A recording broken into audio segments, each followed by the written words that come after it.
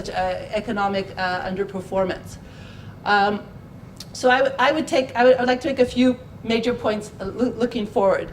One, I think, and again, I also come from international relations, and I think the minority here of the people, that almost every issue, if we plug in energy, can give us an enhanced understanding of these geopolitical issues. And in fact, we all know that energy is important. We know it's something very serious, but rarely in our analysis of different geopolitical events do we plug in the true energy interests. And in fact, I think a student can go through 3 years of studying international relations in Israel and never even know how energy is traded, how it's produced, who sells to who, and how the cost is set.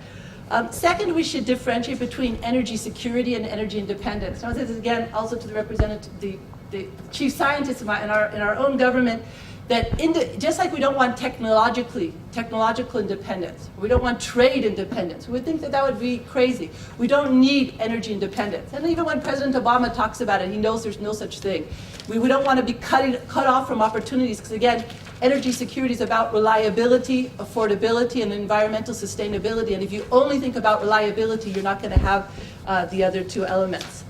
Second, we need in the world a Manhattan-type project for energy. What we keep hearing in every conference is looking at what the current situation, business as usual. As things are, what will the forecast be? And I think, for instance, I don't know any technological field where people talk about, well, this is what we have, how do we improve what we have? In every technological field, people talk about how something dramatically different. So I don't know what the energy future can look like, but I do know that if there will be higher energy prices, and at least, and it will have to pay for the environmental and health damage of energy, I'm sure the human can figure that out, just like we've jumped in the past 50 years. If you look where we were in medical science and where we're today, if you look where we were in telecommunications and where we're today, if you look where we were in information technologies and where we are today, but look where we were in transportation 50 years ago and where we're today,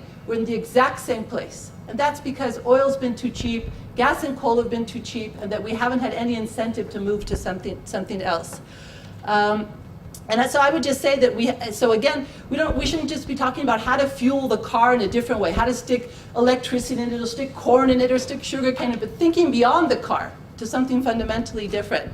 And last thing I would say, we have to keep the state in the business of energy security. Just like you can't privatize national security, you can't privatize energy security. And by just unbundling, privatizing, every country that at least Israel can learn from has come up with less energy security. They've come up with higher prices, no improvement of the environment, and certainly not more reliability of supply. The market is not going to do this on its own. The state can use the market, it can encourage the market, but the state is going to have to stay in the business of energy security. Thank you.